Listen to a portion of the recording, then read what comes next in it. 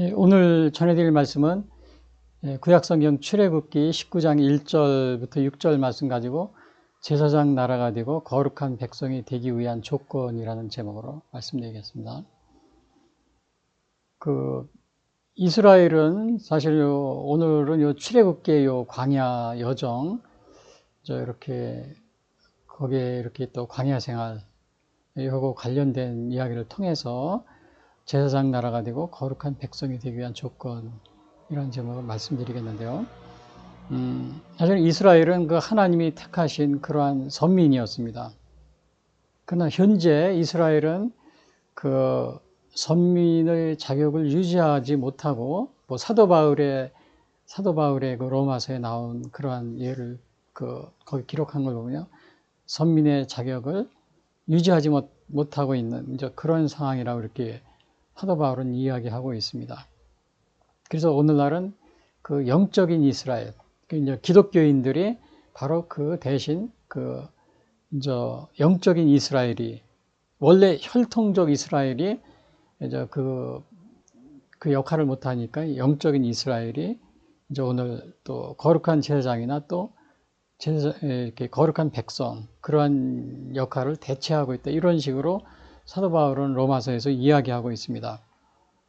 그래서 오늘은 제가 이 출애굽기 말씀을 통해서 제사장 나라가 되고 거룩한 백성이 되기 위한 조건은 무엇인가? 혈통적 이스라엘은 이미 여기에서 이제 선민의 자격을 유지하지 못하고 있기 때문에 오늘날 그럼 이방인들에게 주어진 이 영적인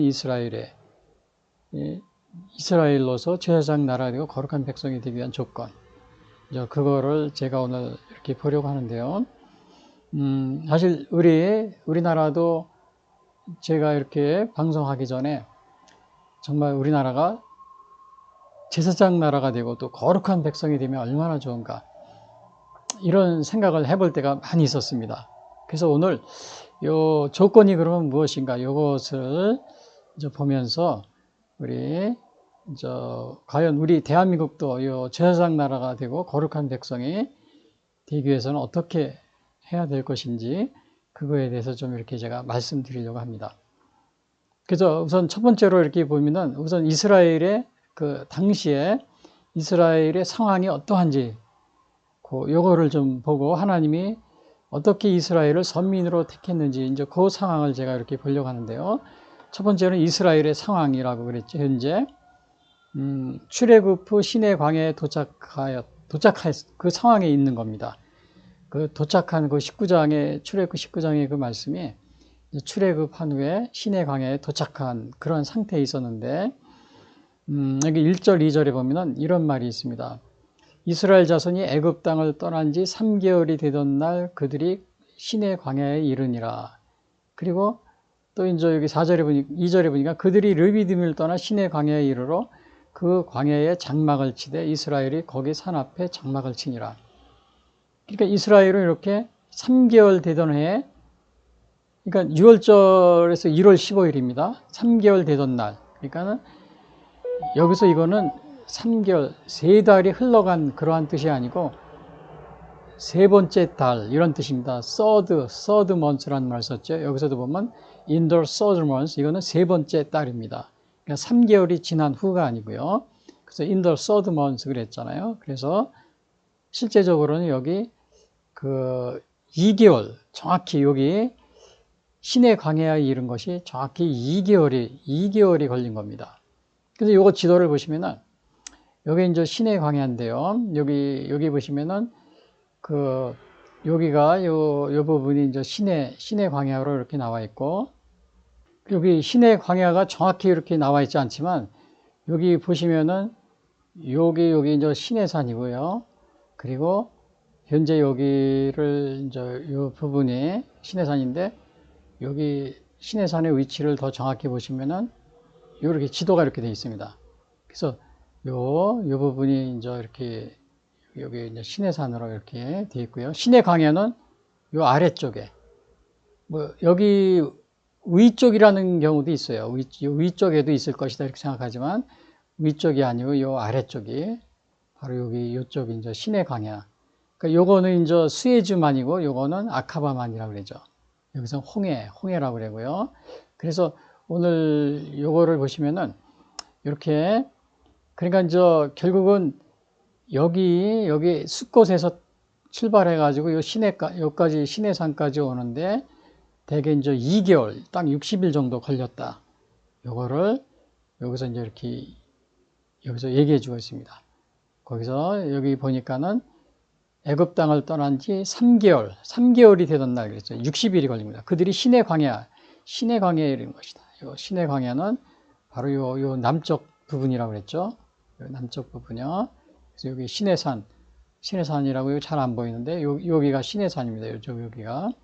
그래서 이제 이러한 상황에서 이렇게 이제 신의 광야에 이르렀는데 요 신의 광야는 사실은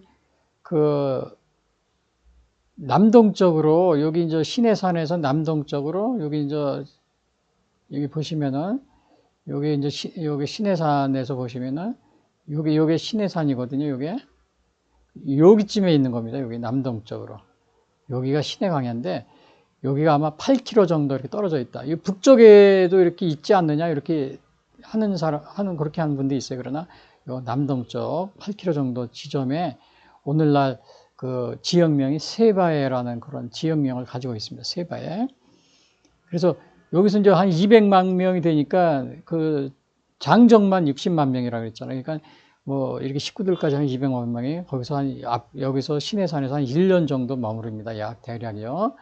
1년 정도 머무르는데, 그러니까 그 시내 광야에서 이렇게 머무르는데, 여기 이제 시내 광야에서 여기 보시면은 이렇게 사람들이 요거는 이제 저기고요. 요 장막을 치고 이렇게 이제 장막을 치면서 이렇게 생활한 겁니다. 그러니까 요 사실은 요 이스라엘이 그 시내 광야에서 이렇게 이제 생활을 했다는 것을 장막 생활을 했다는 것을 우리가 여기서 보게 되고요. 그래서 여기 보시면은 그 다음에 이제 어떻게 되냐면 그들이 2절에 보면 그들이 르비딤을 떠나 그들이 르비딤을 떠나 이제 시내 광야에 이르러 그 광야에 장막을 치되 이스라엘이 거기에 산 앞에 장막을 치니라. 그래서 이스라엘 백성들이 이렇게 이제 시내 광야에서 이렇게 장막을 치고 이렇게 이제 생활하는 건데 오늘날 여기서 보면은 이 이스라엘 백성들은 광야 생활을 했다는 겁니다. 광야 생활. 그러니까 여기서 르비딤이라는 것도 나오죠. 르비딤의 위치는 어디냐면 이렇게 보시면은 여기가 이제 이렇게 에담, 마라 여기에서 여기가 르비딤이라고 써 있죠. 여기가 르비딤입니다. 시내산 바로 옆에. 근데 요 르비딤에서는 무슨 일이 있었냐면은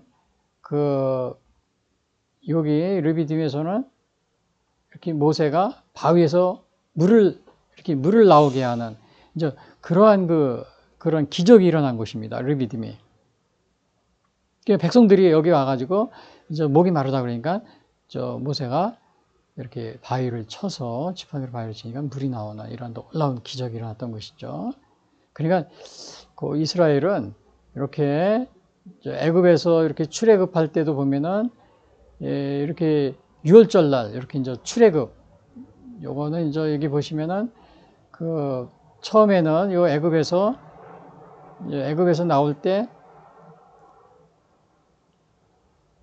10가지 재앙을 이렇게 통해서 애굽에서 나오는데 마지막에 이스라엘의 그 장자가 죽는 이렇게 해서 애굽에서 나와가지고 그다음에 이제 홍해수도 이렇게 가르고 그다음에 이렇게 이제 광야 생활하는데 또 구름 기둥과 불 기둥 이렇게 보시면은 여기 이게 뭐냐면 구름 기둥입니다. 이것이 이제 밤에는 불 기둥으로 바뀝니다. 그래서 구름 기둥과 불 기둥이 또 르비딤에서 아까 거기서는 또 바위에서 물이 나오게 하시고 그래서 오늘 이제 이렇게 많은 광야 생활하면서 또 있겠지만은 여기 또 시내산에서 하나님의 강림을 보게 되고 이제 그러한 것을 보게 됩니다. 그래서 여기 시내산이라고 그랬는데 사실은 여기 시내산 요거는 멀리서 보면은 신의 산을 호렙산이라고 그래야 돼요. 근데 왜 신의 산인 호렙산이라고 그러냐면은 봉우리가 두 개입니다. 요게 이제 이렇게 있고 여기는 여기 호렙산. 그래서 이게 아마 이렇게 봉우리가 우리도 보면은 금강산에도 가보면 봉우리가 많이 있잖아요. 그 무슨 봉 그러지만 다 똑같이 우리가 금강산이라고 그러잖아요. 그런 식으로 여기 또 아마 그래서 신의 산 이렇게 호렙산 이렇게 같이 사용된 것 같습니다. 자, 그런데 여기에서 이제 이렇게 볼 때 그 우리가 여기 첫 번째가 뭐라고 그랬어요? 이 신의 광야에 이렇게 도착했는데 자, 근데 우리가 이 도착해서 질문이 있습니다. 자, 현재 이스라엘은 어떠한 상황에 있어요? 신의 광야에 도착한 그 이스라엘이었는데 놀라운 기적을 이렇게 기적 속에서 하나님만 믿고서 이렇게 나와서 이 광야에서 이렇게 이제 생활하고 있는 겁니다. 하나님만 믿고서. 그 애굽에서 살던 걸 다 버리고 이렇게 나와서 여기에서 이제 하나님만 믿고 정말 하나님께서 이렇게 기적도 행하시고 그런 가운데 자, 그런데 우리는 여러분은 어떠한 상황입니까? 자, 이스라엘 백성들은 이렇게 광야에 나와서도 하나님을 의지해서 하나님을 믿고 그리고 이렇게 다 버리고 나왔어요. 여러분들은 어떤 상황입니까? 여러분들도 지금 현재 하나님을 의지하고 하나님을 믿고 그렇게 생활하고 있습니까? 아니면은 자신이 이렇게 정말 하나님하고는 관계없이 하나님은 다 잊어버리고 또 아예 하나님을 무시하고 또 여러분 그렇게 살고 있지 않습니까? 그리고 현재 대한민국은 또 어떤 상황입니까? 자, 현재 대한민국은 그래서 이제 우리가 보면은 우리 대한민국은 초기에 이승만 대통령이 이렇게 정말 신앙인으로서 이렇게 하나님의 말씀 위에서 우리 대한민국 자유민주주의 헌법을 제정하고 이렇게 대한민국을 이렇게 이제 오늘날 이렇게 출발했는데, 근데 이제 그 덕분에 우리가 사실은 70여 년 동안 지금까지 이렇게 정말 잘 살아왔습니다. 그 덕분에. 여러분은 이거 인정하고 싶지 않을 겁니다. 뭐 우리가 열심히 노력했으니까 한 거지. 대부분이 그렇게 생각합니다. 우리 국민이 열심히 모든 걸 다 빨리빨리 하고 막 이렇게 해가지고 우리가 사는 거지. 또 민주화 뭐 운동도 하고 이렇게 했다고 하지만은 근본적으로 이게 우리 하나님이 그동안에 함께 하셨다는 겁니다. 함께 하신 겁니다. 근데 여러분들은 이 하나님의 은혜와 복을 깨닫지 못하고 있는 겁니다. 깨닫지 못하고 있는 거예요. 물론 다 그렇다는 거 아니에요. 그렇지 않아요.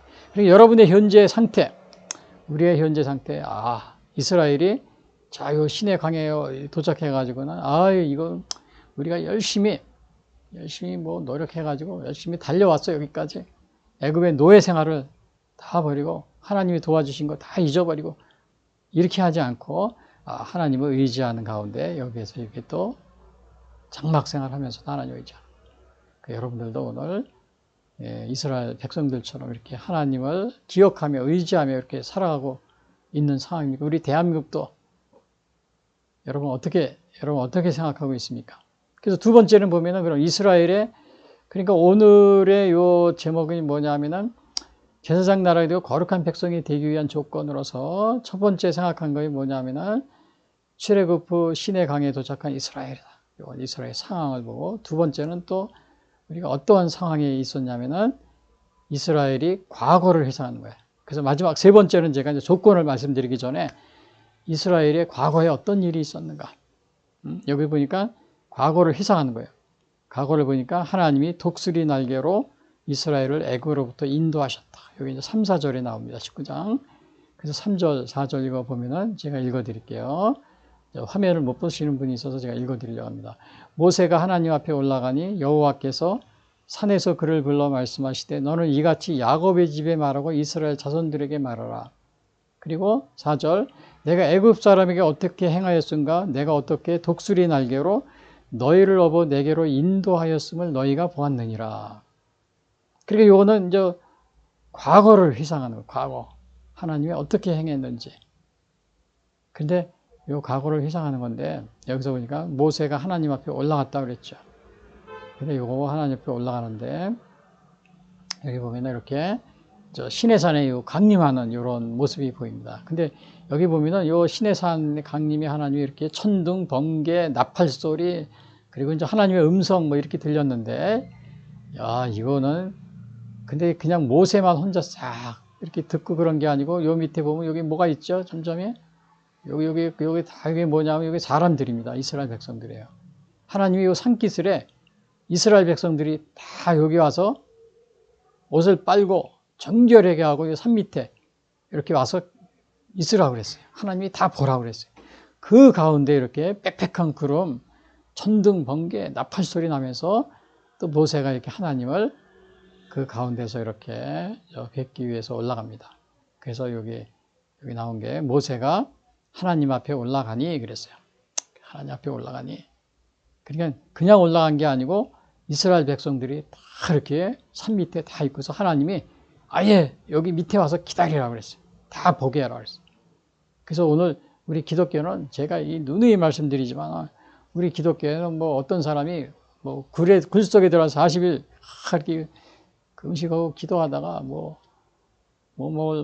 계시 받았다 뭐 그래가지고 창시한 그러한 종교가 아닙니다. 여기 아예 이 밑에 이스라엘 백성들을 그냥 하나님이 보게 일부러 다 오라고 그랬어요. 뭐 어마어마한 사람들이잖아요. 다 증인이. 그래서 우리 시작한 게 우리 기독교입니다. 기독교예요. 그래서 혹시 여러분 다른 종교 믿으신 분 가운데 이렇게 해서 뭐 여러분 많은 종교들이 있습니다. 전 세계에. 근데 이러한 종교가 있었습니까? 이거는 여러분 이스라엘의 역사에 지금도 이스라엘 백성들이 유월절로 지키고 있습니다. 왜? 이게 너무나 분명한 역사적인 그러한 것을 경험했기 때문에. 그러니까 이것이 뭐 일어난 것이 기원전 1500년 전이죠. 근데 지금 2000년, 3500년, 3500년 동안 이것을 기억하고 지키고 있습니다. 유월절, 출애굽한 이러한 모든 것들을요. 이러한 것들이 이스라엘 백성들이 뭐 그냥 꾸며낸 이야기다 아니면 신화적인 얘기다 이런 게 아니라는 것입니다. 그래서 우리 기독교는 정말 제가 이거 말씀드리지만은 다른 종교 믿으시는 분에게 죄송합니다만 우리 기독교는 이렇게 그냥 뭐 철학적으로 무슨 뭐 이렇게 명상하다 이렇게 그렇게 해서 이루어진 종교가 아닙니다. 그래서 여기 보시면 모세가 이제 시내산 올라가서 이렇게 하는데 요 시내산은 여기 또 다른 말로 호렙산이라고 그러겠죠. 호렙산. 그래서 여기 보면 아까도 얘기했지만 시내산인데 요 옆에 보면 호렙산이라고 또 여기 있잖아요. 호렙산. 근데 봉우리가 다 여러 가지 있어요. 그래서 이거를 또 호렙산이라고 그래요. 근데 이제 하나님이 이때 모세가 하나님 앞에 올라갔는데 이때 과거에 요 출애굽기 3장에 보면은 호렙산 떨기나무에서 하나님이 부르신 적이 있습니다. 모세를. 그래서 그때 모세에게 하나님이 이렇게 말씀하십니다. 하나님이 이르시되 내가 반드시 너와 함께 있으리라. 네가 그 백성을 애굽에서 인도하여 낸 후에 너희가 이 산에서 하나님을 섬기리니 이것이 내가 너를 보내. 그러니까 이 산에서 시내산에 섬기라. 근데 여기 오늘 시내산에 다시 온 겁니다. 그러니까 이 하나님의 약속의 말씀이 그대로 처음에 모세가 애굽에 가서 백성을 구해라 그럴 때 바로 이렇게 하나님이 모세를 부를 때 그렇게 약속을 했는데 그 약속대로 이제 여기 다시 왔습니다. 시내산으로 왔어요. 그래서 오늘 근데 여기서 보니까는 여기서 뭐라 그랬냐면은 너는 이같이 야곱의 집에 말하고 이스라엘 자손들에게 말하라. 이렇게 이제 얘기하는데 여기 보면은 모세가 하나님 옆에 올라가니 하나님께서 산에서 그를 불러 말씀하시되 너는 이같이 야곱의 집에 말하고 이스라엘 집에 말하라. 근데 여기서 야곱에게 말하고 이스라엘 집에 말하라 그랬어요. 근데 여기서 야곱의 이름이 이스라엘로 바뀐 적이 있습니다. 그래서 그 야곱의 집이라고 그런 거예요. 야곱의 집이 곧 이스라엘이었어요. 그 이제 야곱이 그 이제 약복강 나루에서 이렇게 집에 이제 고향으로 돌아갑니다. 저 이제 그 외삼촌 라반의 집에 있다가 다 마지막에 이제 이렇게 고향으로 돌아올 때 그때 약복강 나루에서 이렇게 기도를 하는데 이때 천사와 씨름을 하게 됩니다. 천사와 씨름하는데 물론 이제 그래서 하나님의 사자 또 이렇게 나와 있는데요.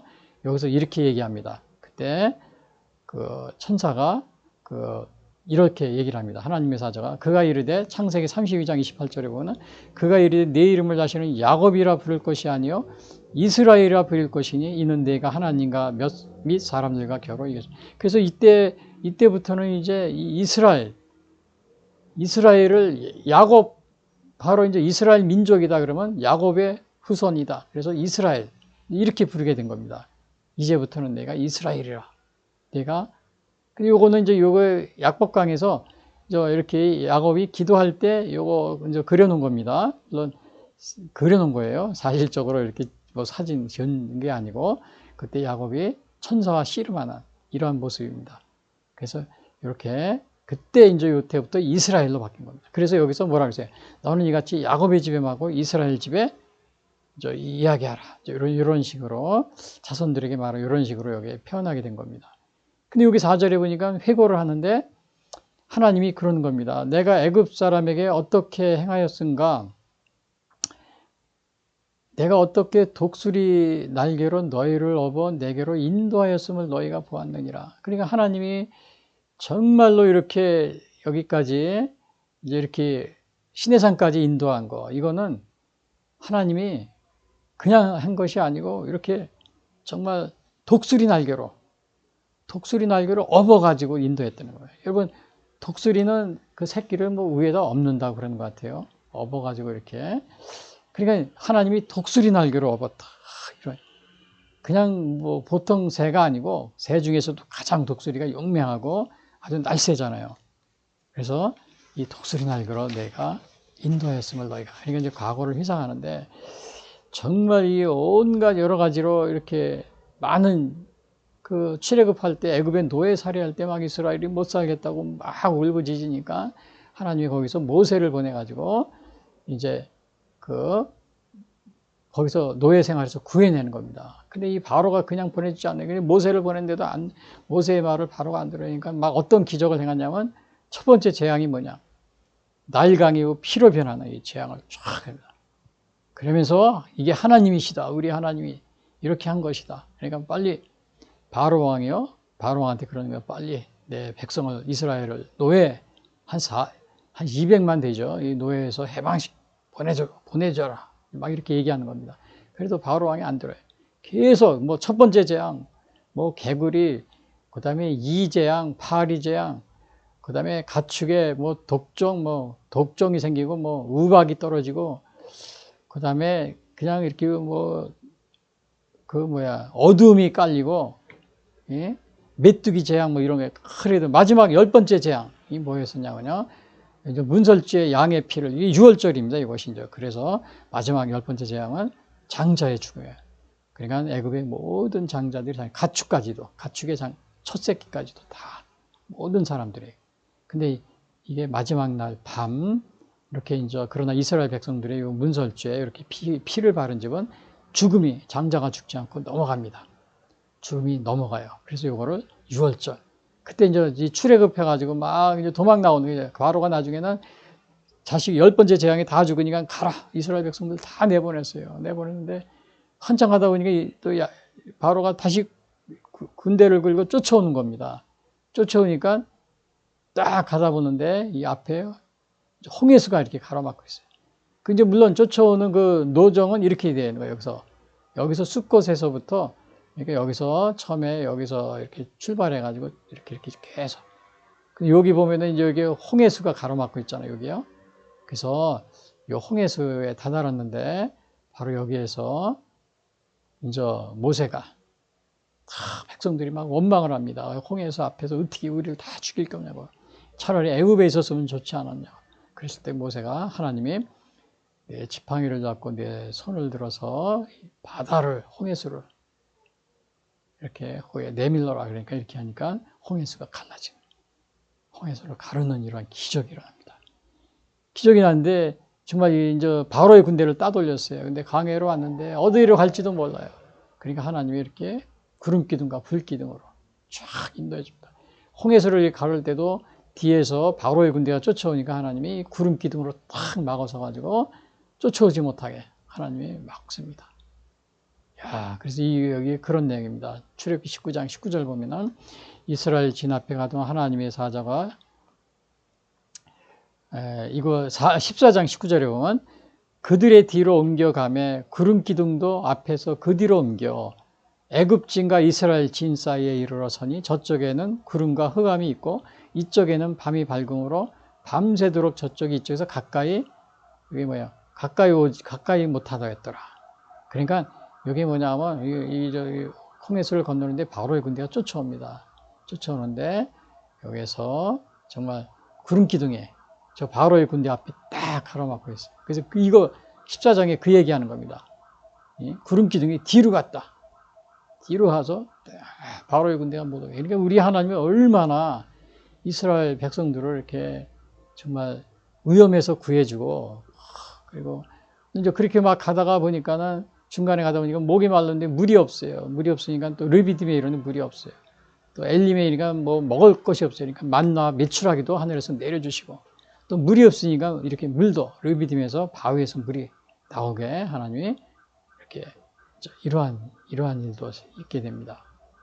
그래서 이런 거를 이제 회상하는 겁니다. 회상하고, 그리고 하나님이 이걸 뭐야 독수리 날개처럼 너를 내가 어떻게 독수리 날개로 너희를 업어서, 그러니까 독수리 날개를 너희를 업었다 이렇게 표현한 겁니다. 그러니까 이거 보세요. 이게 뭐 불이 나오게 하고 뭐 구름 기둥과 불 기둥으로 이렇게 인도해 주시고, 그 다음에 장자를 막 애굽의 장자를 다 죽게 그 10가지 재앙 중에서 첫 번째는 뭐예요? 피로 막 표현해요. 이렇게 해가지고 하나님이 이렇게 옹기한 거예요. 독수리 날개로 너희를 업어가지고 데려온 것이다. 이렇게 얘기하는 겁니다. 독수리 날개로. 그래서 모세의 노래에서 시편, 신명기 32장에도 요거 이렇게 나옵니다. 모세가 마지막에 이제 세상을 뜨기 전에 과거를 또 회상합니다. 회상하면서 뭐라 그러냐. 신명기 32장 10절에 여호와께서 그를 항무지에서 짐승의 부르짖는 광야에서 만나시고 호위하시며 보호하시며 자기의 눈동자같이 지키셨도다. 마치 독수리가 자기의 보금자리를 어지럽게 하며 자기의 새끼 위에 너풀거리며 그의 날개를 펴서 새끼를 받으며 그의 날개 위에 그것을 엎는 것 같이 여호와께서 홀로 그를 인도하셨고 그와 함께한 다른 신이 없었도다. 그러니까 여기서 정말 이렇게 모세가 세상을 뜨기 전에, 이거 신명기는 모세가 이제 모압 평지에 거의 가나안에 들어가기 전에 다 인도해주고 이제 이렇게 숨을 거두기 전에 하나님께서 너희를 독수리 날개 위에 너희를 이렇게 해서 지금까지 여기까지 이렇게 왔는데 그것은 뭐냐? 12절에 보니까 여호와께서 홀로 그를 인도하셨는데 그와 함께한 다른 신이 없었다. 그러니까 너희들이 믿는 이 하나님은 놀라우신 그러한 하나님이요. 정말 이렇게 한 하나님이 그러면서 뭐라 그랬냐면요. 이렇게 이제 신명기 4장에 보면 이렇게 얘기를 합니다. 여러분 이거 꼭 명심하셔야 됩니다. 여기 보시면은 이런 말이 있어요. 하나님만이 여기서 유일한 하나님이다. 왜 그러느냐 이겁니다. 여기 지금까지 그런 것을 다 얘기하면서 이 신명기는 이제 다시 회고하면서 쓴 겁니다. 이러면서 이럽니다. 34장 32절에 내가 있기 전 하나님이 사람을 세상에 창조하신 날부터 지금까지 지나간 날을 상고하여 보라. 하늘 이 끝에서 저 끝까지 이런 큰 일이 있었느냐? 이런 일을 들은 적이 있었느냐? 어떤 국민이 불 가운데서 말씀하시는 하나님의 음성을 너처럼 듣고 생존하였느냐? 어떤 신이 와서 시험과 이적과 기사와 전쟁과 강한 손과 편팔과 그리고 어떤 신이 와서 여기에서 시험과 이적과 기사와 전쟁과 강한 편팔과 크게 두려운 일로 한 민족을 다른 민족에서 인도하여 낸 일이 있느냐? 이는 다 너희의 하나님 여호와께서 애굽에서 너희를 위하여 너희의 목전에서 행하신 일이라. 이것을 내게 나타내심은 여호와는 하나님이시여 그 외에는 다른 신이 없음을 내게 알게 하려 하심이니라. 야, 그러니까 이거는 완전히 그 뭡니까? 하나님께서 이렇게 정말 독수리 날개로 이렇게 독수리 날개로 내가 어떻게 독수리 날개로 너희를 업어서 이렇게 해서 인도한 것은 바로 다른 신이 없음을 알게 하려 했다. 여기서도 그랬잖아요. 내가 있기 전에 정말 창조한 날부터 지금까지 지나간 날을 생각해 보라. 하늘 이 끝에 저 끝까지 이런 큰 일이 있었느냐? 이런 일을 들은 적이 있었느냐? 어떤 국민이 불 가운데서 말씀하신 하나님의 음성을 너처럼 듣고 생존하느냐. 어떤 신이 와서 시험과 이적과 기사와 전쟁과 강한 손과 편팔과 크게 두려운 일로 한 민족을 다른 민족에서 인도해낸 일이 있느냐. 그러니까 이런 게 여러분 있습니까? 없습니까? 이거 없습니다. 이렇게 정말 실험을 홍해수를 가르고 또 장자를 정말 이렇게 죽이는, 그 다음에 구름 기둥 뒤에 쫓아올 때 이것을 막아서고 또 바위에서 물이 생기고 또 여기는 이렇게 안 나왔지만은 만나 메추라도 먹이시고 그래서 또 아멜 전쟁이 일어났을 때 아말렉이 쳐들어왔을 때 그것을 또 물리쳐 주시고 이러한 이거는 뭐예요? 다른 신이 없는 것을 여기서 이런 신이 있었느냐? 그러잖아요. 여기서 이런 신이 도대체 너희가 태초부터 지금까지 이런 큰 일이 있었느냐? 여러분 정말 우리 제가 말씀드리지만 다른 종교 믿으시는 분 죄송합니다. 여러분이 믿고 믿는 종교가 과연 이러한 것이 있는 이러한 큰 일을 한 적이 있습니까? 있어요. 또 하나님의 이 강림이라든지 이런 거를 정말 모세 혼자서만 이렇게 한 것이 아니고 모든 사람들이 다 뭐 한 명도 두 명도 아니고 200만이 다 보는 가운데 하나님의 강림을 다 목격하고 그것을 3,500년 지난 지금까지도 그것이 지켜지고 있는 겁니다. 그것을 기념하고 지키는 것이 6월절로 이스라엘이 이것은 그것이 뭐 단지 하나의 꾸며낸 얘기, 신화적인 그러한 얘기가 아니다. 대부분의 이 많은 종교 이렇게 연구하시는 분들은 기독교 하나의 신화적인 종교다. 거기에서 발전한 것이다. 이런 식으로 말씀하시는데 여러분 이것은 신화가 아닙니다. 이것은 나 위에 다른 신이 없음을 내게 알게 하려 함이라. 도대체 어떤 신이 창조 이래 세상에 창조한 날에 이런 일이 본 적이 있느냐 너희가? 어떤 신이 와서 이렇게 한 적이 있느냐? 이렇게. 그래서 이것은 나 위에 다른 신이 없음을 알게 하려 함이라. 그래서 혹시 여러분들 다른 종교 믿으시고 또 이렇게 물론 다른 종교 그 믿는 게 나쁘다는 거 아닙니다. 좋은 것도 많이 있어요. 착한 선한 일도 많이 하고 저도 이제 그런 다른 종교 그 믿으시는 분들 이제 이렇게 많이 좋은 일도 많이 하고 선한 일도 많이 해서 제가 그런 건 많이 본받습니다. 그러나 이 하나님 앞에서 이 구원의 문제 이거는 우리 선행으로서 우리가 구원의 문제에 이를 수가 없는 겁니다. 하나님의 은총, 하나님의 은혜가 없이는 불가능합니다. 그래서 제가 정말 이렇게 여러분들이 특히 다른 종교 믿으시는 좀 이렇게 제가 말씀드리기도 좀 이렇게 미안하지만 제가 그래도 이렇게 오늘 이렇게 말씀을 드립니다. 오해하지 마시기 바랍니다. 그래서 여기 보면 적용이 있어요.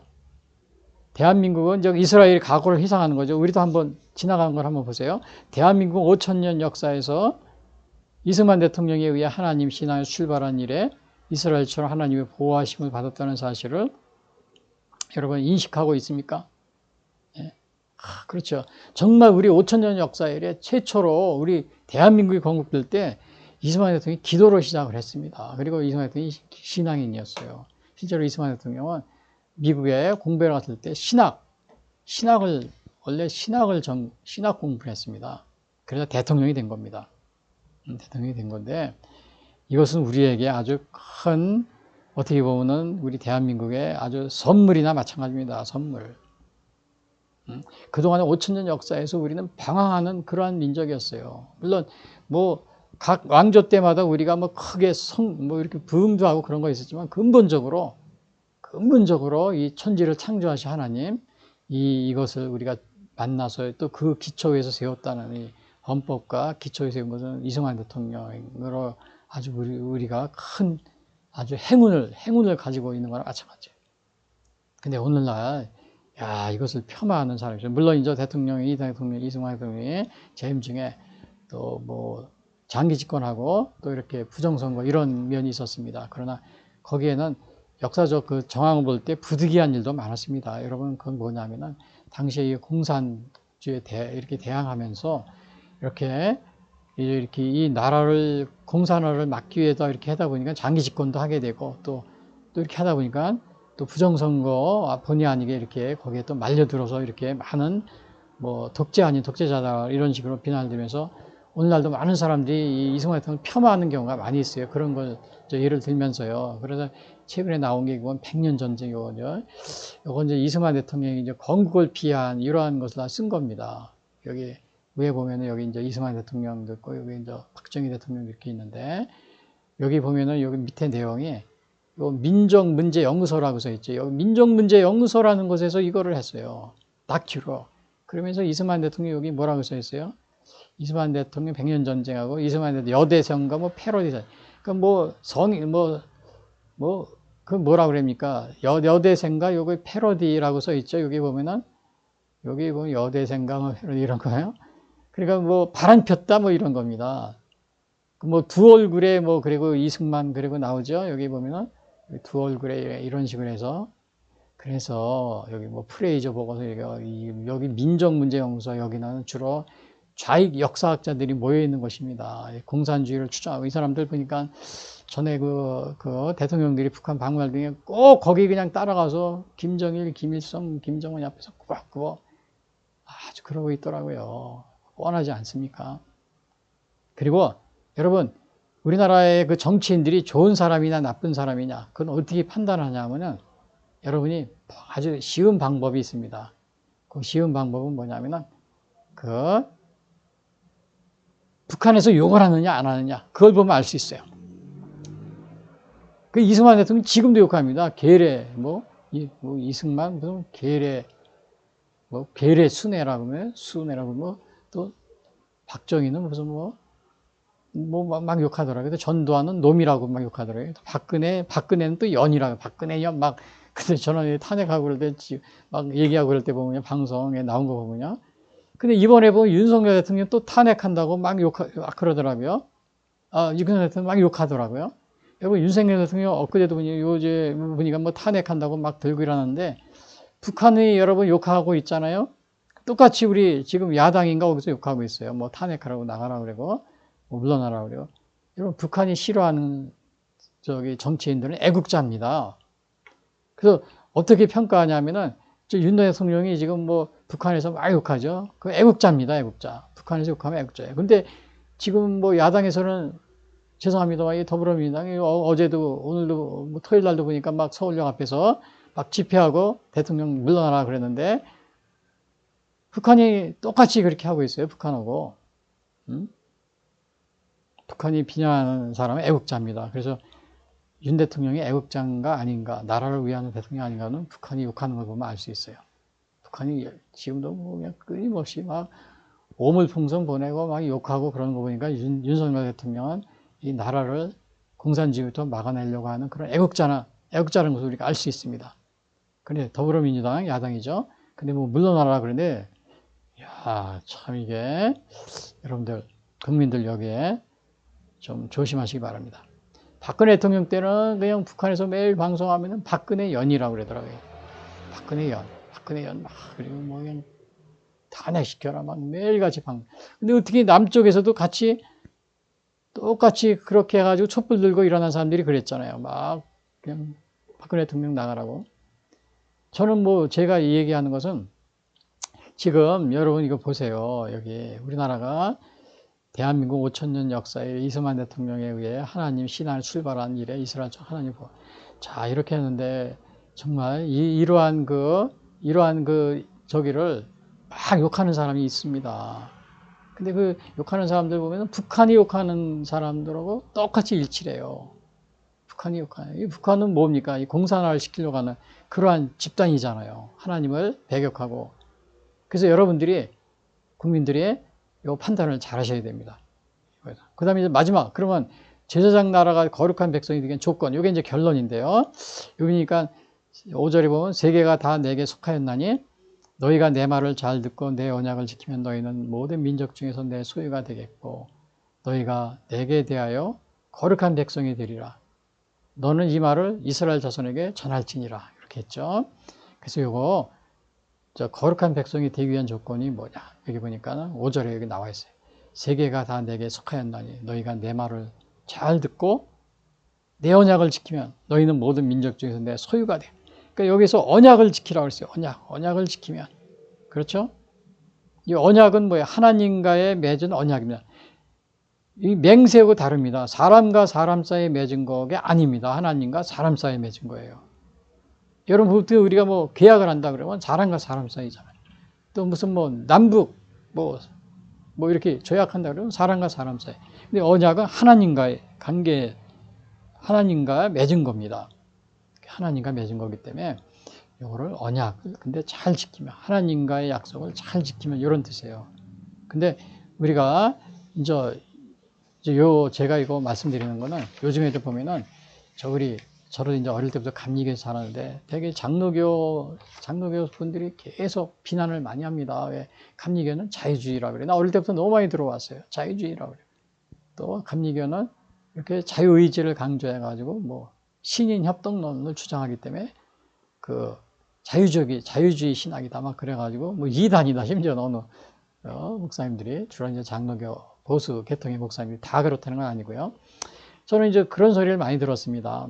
근데 뭐 신인협동론이라는 말을 많이 해요. 감리교는 신인협동론. 그러니까는 그 자유의지를 가지고 하나님하고 협력을 해서 구원을 받는 것이다. 뭐 이런 식으로 얘기하면서 막 비난을 많이 했어요. 저도 마음의 상처를 많이 받았어요. 왜? 저는 어릴 때부터 감리교 자라고, 감리교 신학대학원, 감리교 신학교에서 공부하고 막 그런 건데, 지금도 내가 또 감리교 25개조 신조 조한웨슬리 목사님 그거를 바탕 위에서 제가 선교하고 있는데, 근데 여러분 그 장로교 분들이 주로 이제 자유의지를 강조하고 신인협동론이다 막 그래가지고 비난해서 이게 이단이고 뭐 잘못 자유주의 신학이다 이렇게 하는데, 여러분 신인협동론 감리교 웨슬레 목사님은 우리의 자유의지를 강조하지만은 그 자유의지와 해서 하나님의 이 구원받는 이러한 것들은 전적으로 하나님의 은혜라고 그럽니다.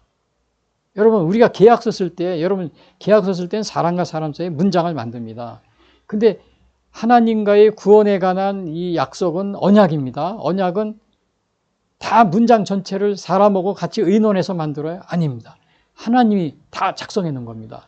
그게 뭐 이것뿐만 아니고 선악과 언약도 마찬가지고, 그 다음에 여러 가지 있어요. 노아의 언약도 마찬가지고요. 그리고 하나님과 언약이 무지개 언약도 그렇고 햇불 언약, 뭐 신의 선 언약, 그 문장을 사람들이 만들었습니까? 아닙니다. 하나님이 100% 지시한 그 언약을 사람들이 지키느냐 안 지키느냐, 이거만 하나님께서 이렇게 말씀하신 겁니다.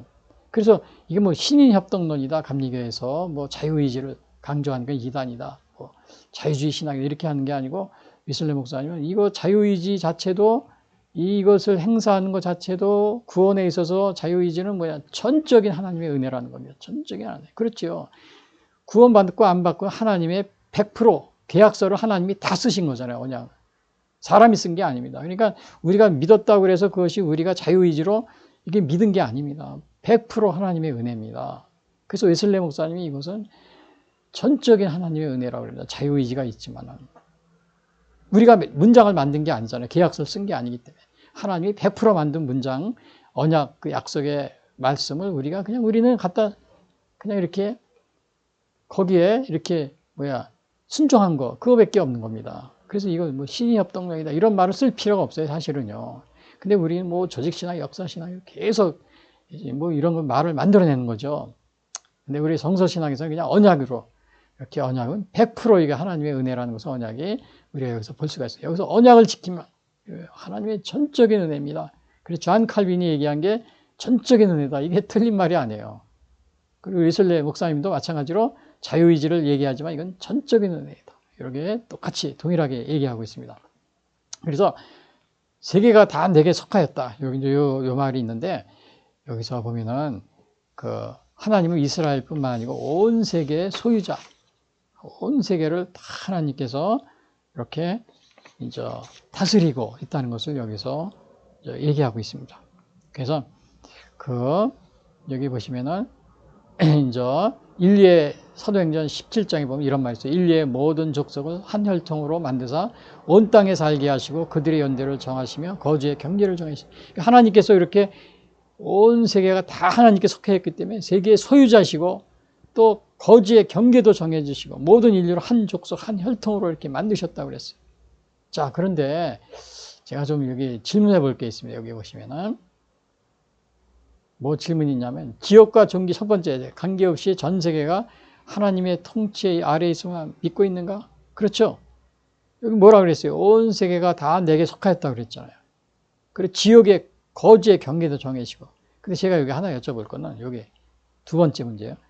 러시아의 우크라이나 침략이 정당하다고 생각하는가? 정당하지 못하다.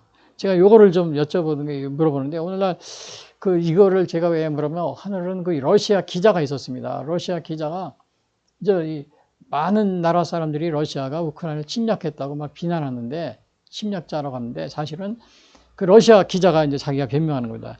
우리가 볼 때는 우크라이나 사람들이 우크라이나 동부에 있는 많은 크림반도 또 우크라이나 동부에 있는 러시아인들을 많이 죽이고 또 이렇게 폭력을 휘둘렀다. 그래서 우리가 그걸 막기 위해서 들어간 거다. 이렇게 얘기를 합니다. 그래서 정당하다는 거죠. 여러분, 근데 여기 보시면은 거주의 경계를 하나님이 다 인류의 모든 적성을 다 거주의 경계를 정해서 지금 이거는 여러분 러시아가 큰 실수한 게 뭐냐면요. 지금은요. 과거 오래전에 그러한 시대처럼 이렇게 영토 전쟁 그럴 때가 아닙니다. 이미 우리에게 다 이렇게 정해져 있어요. 유엔이라는 것이 있어가지고 다 이렇게 유엔에 이렇게 각 나라별로 이렇게 거주의 경계가 이미 정해진 겁니다. 정해져 있는데 이걸 자기 민족들이 거기에 이민해 가서 살죠. 산다고 했는데 그 이민자들이 자기 민족이 어려운 일 당한다고 해서 그거를 우리가 그 나라 국경을 침범하고 이런 겁니다. 침범한 거죠. 그거는 분명히 잘못된 거죠. 예를 들어서 우리 대한민국에도 미국에 많은 저 한국인들이 살고 있어요. 저 한인 교포들이 100만 명 이상. 그러면 거기 한인 교포들이 미국에 차별받고 막 그래서 억울한 일을 당한다고 해서 우리가 왜 한국 사람들이 거기서 차별하냐고 군함 몰고 가서 비행기 몰고 가서 폭격하고 뭐 이렇게 할 수 있는 겁니까? 그건 국내 문제입니다. 지금 러시아가 그런 오판을 하고 있는 겁니다. 러시아 어느 기자분이 자기들은 억울하다. 우크라이나 동부에 있는 많은 러시아인들이 이렇게 차별을 받고 또 공격을 받고 막 그렇게 해서 우리가 쳐들어간 거다 이렇게 얘기하는데 그거는 여러분 유엔이라는 기구가 있기 때문에 거기를 통해서 항상 이렇게 대화로서 이렇게 풀어야 됩니다. 지금은 전 세계 이미 유엔이 거주의 경계를 다 이렇게 정해주고 이렇게 다 이렇게 해주고 있잖아요. 그걸 정치적으로 이렇게 해서 이게 무조건 쳐들어가서 공격을 하면 되는 겁니까? 우리 대한민국도 보면은 저 만주 지역에 한국말을 쓰는 조선족들이 많이 있어요. 그 사람들이 어떤 때는 막 중국 공산당한테 학대를 받고 그래요. 그럼 우리가 뭐 비행기 가지고 가서 폭격하고 뭐 그 두만강을 압록강까지 가서 배를 뭐 전투함을 끌고 가서 해야 되는 겁니까? 거기를 그렇게 되는 거 아니죠. 그래서 러시아는 빨리 이거 지금 국경을 넘어서 이렇게 다른 나라의 내정으로 이렇게 물론 어느 나라든지 요즘에는 이민자들이 많이 이렇게 살고 있어요. 그렇다고 그래서 자기 민족이 타국에서 이렇게 어려움을 당한다고 해서 그거를 정말 전쟁을 일으키고 이렇게 하는 것은 올바른 게 아니라고 이렇게 볼 수 있습니다. 왜냐하면 하나님도 그랬잖아요. 인류의 모든 족속을 하나님 통하사 온 땅에 살게 하시고 그들의 연대를 거지의 경계를 이렇게 정하셨다고 그랬잖아요. 또 요즘에 보면은 중국도 대만을 갖다 무력으로 점령한다. 여러분 하나님께서 이 거지의 경계를 정해준 겁니다. 뭘 대만을 무력 침공하려고 그러니까 거기를 다 하나님의 나름대로 큰 나라든 적은 나라든 거기에 다 우리 인간들도 마찬가지입니다. 뭐 건강한 사람이든 또 큰 사람이든 작은 사람이든 장애인이든 다 나름대로의 다 목적이 있는 겁니다. 다 귀한 거고 국가도 마찬가지죠. 엊그제도 보니까 중국이 뭐 군함들을 타이안을 둘러싸고서 삥 둘러싸가지고 뭐 우리 뭐 내 거라고 막 우리나라다 막 그랬는데 그건 말도 안 되는 거죠. 거지의 경계를 하나님이 정해놓은 거. 이거를 어길 때는 큰 혼란에 빠지게 됩니다. 중국도 조심하시기 바랍니다. 그래서 오늘 여기 보면은 이제 이렇게 말씀드리고요. 또 그 다음에 너희가 내 말을 잘 듣고 내 언약을 지키면 그랬어요. 그래서 혹시 여러분들도 오늘 이렇게 하나님의 말씀을 언약을, 말씀을 잘 듣고 순종하고 있는지 제가 이렇게 질문해 봤습니다. 그리고 이제 마지막에 보면 너희가 내게 대하여 제사장 나라가 되며 이렇게 언약을 지키면 거룩한 백성이 되리라. 너는 이 말을 이스라엘 자손에게 전할지니라. 이렇게 했죠. 그래서 여기 보시면은 이제 그 제사장 나라가 된다 그랬어요. 언약을 지키면. 조건이 뭐가요? 하나님의 언약을 지키는 겁니다. 하나님의 언약에 대해 순종하면 제사장 나라가 되고 거룩한 백성이 된다고 그랬어요. 사실 이스라엘은 선민으로서 이렇게 제사장 나라였습니다. 여기 보시면은 출애굽기 4장에 보면은 너는 바로에게 이르기를 여호와의 말씀에 이스라엘은 내 아들 내 장자라. 그러니까 출애굽할 때 바로에게 이스라엘을 달라고 할 때 하나님이 이스라엘은 내 장자다. 하나님이 택한 선민이라는 것을 이렇게 나타내주고 있어요. 그러나 이스라엘은 어떻게 했어요? 역사적으로는 이스라엘의 불순종으로 말미암아 혈통적 그 제사장직을 빼앗기게 된 겁니다. 여기에 에레미야 7장에 나오잖아요. 그들이 순종하지 아니함으로 어떻게 됐어요? 순종하니 그를 기울이지도 아니하고 자신들의 악한 마음에 끼어 안악한 때로 행하여 그 등을 내게로 돌리고 그 얼굴을 향하지 아니하였으며 여기서 이렇게 그들이 이스라엘이 이렇게 불순종으로 혈통적 제사장직을 상실한 거예요. 거기 로마서에 얘기를 하고 있어요. 로마서 11장 20절에 이렇게 얘기하고 있습니다. 옳도다 그들은 믿지 아니하며 이스라엘입니다. 이스라엘은 믿지 아니함으로 꺾이고 너는 이방이냐 너는 믿음으로 섰느니라. 높은 마음을 품지 말고 두려워하라. 그러니까 이스라엘이 혈통적 선민의 자격을 상실한 것을 사도 바울은 이렇게 여기에서 얘기하고 있습니다. 그래서 이렇게 뭐라고 했냐면 그러나 이제 우리는 이방인들이 바로 영적인 이스라엘이 대신 된 겁니다. 요한복음 1장 12절 뭐라고 했죠? 영접하는 자고 그 이름을 믿는 자들이 하나님의 자녀가 됐다고 그랬죠. 그게 영적인 이스라엘이 된 겁니다. 그래서 베드로전서 2장 9절에는 여기서 뭐라고 그랬어요? 그러나 너희는 택하신 족속이요 왕 같은 제사장들이요 거룩한 나라요 그의 소유가 된 백성이니 이는 너희를 어두운 데서 불러내어 그의 기이한 빛에 들어가게 하신 이의 아름다운 덕을 선포하게 하라 하십니다. 그래서 이렇게 이방인들이 오늘날은 거룩한 왕 같은 제사장들이 거룩한 나라 제사장이 이렇게 된 겁니다. 근데 여기 보시면은 이제 제가 여기 또 질문을 제가 이렇게 또 하나 했는데요. 질문을 보시면은 지금 제사장 나라의 역할을 하는 나라가 있는가? 제가 이렇게 물어봤어요. 제사장 나라의 역할을 하는 나라. 물론 이제 과거에는 서구 유럽 로마 시대를 이렇게 서구 유럽에서 또 종교 개혁에는 영국과 미국의 하나님을 이렇게 잘 섬기는 그러한 나라였습니다. 근데 지금은 어때요? 지금은 정말 이렇게 많이 정말 타락이 된 그러한 상태에 빠져 있습니다. 상태에 빠져 있어요. 그리고 그 다음에 거룩한 백성이 되리라 그랬죠. 그러니까 제사장 나라가 되고 거룩한 백성, 하나님의 언약에 충실하면. 그래서 에베소 5장 8절에도 거룩한 백성이 뭐예요? 너희가 전에는 어둠이더니 이제는 주 안에서 빛이라 빛의 자녀들처럼 행하라. 빛의 열매는 모든 착함과 의로움과 진실함이 있느니라. 그래서 이 거룩한 백성과 거룩한 나라. 여기 제가 뭐라고 했어요? 지금 제사장 나라의 역할을 하는 나라가 있는가?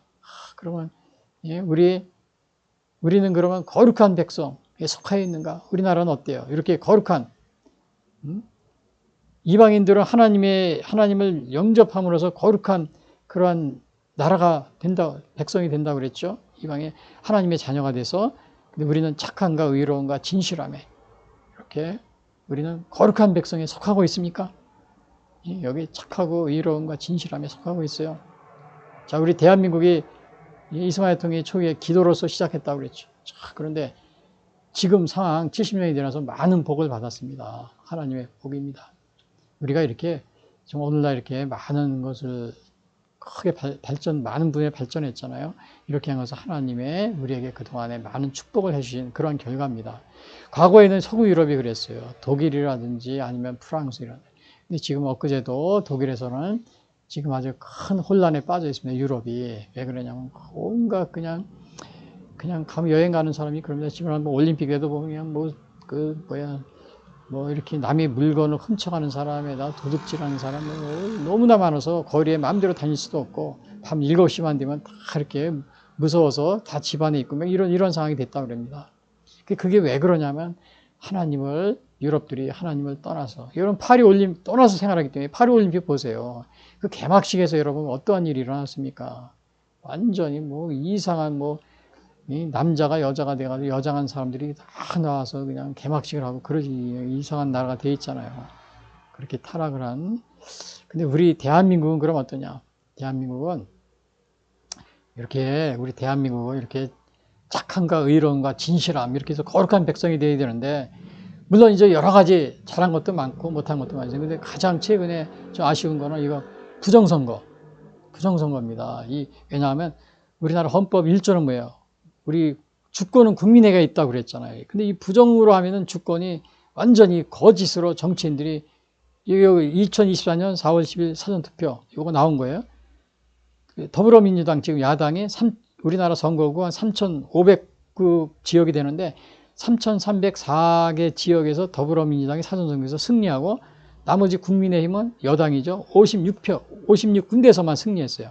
3,304대 56입니다. 이거 승률을 보니까 더불어민주당이 98.3, 국힘당은 1.5, 1.6. 사전투표에서. 여러분 여러분 이게 정상이라고 생각합니까? 정상이 아닙니다. 이 부정선거. 이거를 여러분이 지금 이렇게 한두 번이 아닙니다. 지난번 2024년 4월 10일이냐, 그 2020년 4.15 때도 마찬가지였어요. 그리고 그 중간에 지방선거도 마찬가지고요. 여러분 98대 1.6. 이게 사전선거 승률입니다. 더불어민주당. 근데 이분들이 지금 우리나라 이거를 바로 잡아야 되는데, 이거 어제 토요일 날 신문에 보니까 이게 기사예요. 이재명 더불어민주당이죠. 대통령 국민에 맞서면, 이게 조선일보의 기사예요. 11월 1일 기사. 맞서면 최후 비창 김건희 특감송이에요. 여러분 이게 지금 이게 파란 옷 입은 이분들이 뭐예요? 야당이죠. 야당 더불어민주당 국회의원들이 국민에 맞서면 최후를 맞는다. 비참한 최후를. 근데 여기 나오신 분들이 부정선거로 당선된 분들이 거의 대부분입니다. 이분들이 지금 나와가지고 뭐 대통령 탄핵 뭐 이렇게 하는데, 여러분 이게 지금 이거 3,400대 56 부정 사전투표율이요. 여기 이거를 선거 제도를 바꿔야 되는 겁니다. 뭐가 지금 대통령 뭐 탄핵 어쩌고 저쩌고 그럽니까? 뭐 국민에게 뭐가 맞섭니까? 여러분들이 지금 이 국민에게 맞서가지고 이렇게 거짓으로 이렇게 이 나라가 거룩한 백성에 백성이 되기 위한 조건, 하나님 말씀 순종하는 이 거룩한 백성에 여러분이 속하고 있는 겁니까? 지금 이런 상황이 있습니다. 그래서 결론적으로 말씀드리면, 자, 이 세상 나라가 되고 거룩한 백성이 되기 위한 조건. 첫 번째 이스라엘 상황, 이 출애굽의 시내 광야에 도착한 이스라엘이 있었다고 그랬죠. 그리고 이스라엘 과거 회상. 하나님이 독수리 날고 이스라엘을 애굽으로부터 인도했어요. 그래서 제사장 나라가 되며 거룩한 백성이 되기 위한 조건은 뭐라 그랬어요? 하나님의 언약에 대한 순종이다. 순종을 해야 되는데, 그거를 지위를 이스라엘이 빼앗겼습니다. 그래서 우리 대한민국이 바로 그러한 거룩한 제사장의 나라, 거룩한 백성이 되기 위해서 그렇게 하기 위해서 어떻게 해야 돼요? 이렇게 착함과 의로움과 진실함, 빛의 자녀로 살아야 돼요. 이렇게 부정선거를 그냥 밥 먹듯이 하고 말입니다. 이렇게 하고 그거를 회개할 줄 모르고 이렇게 오히려 반대로 이렇게 생활하고 있으니, 앞으로 이 대한민국에 정말 걱정이 되지 않을 수가 없습니다. 제사장 나라의 거룩한 백성이 되시길 바라겠습니다.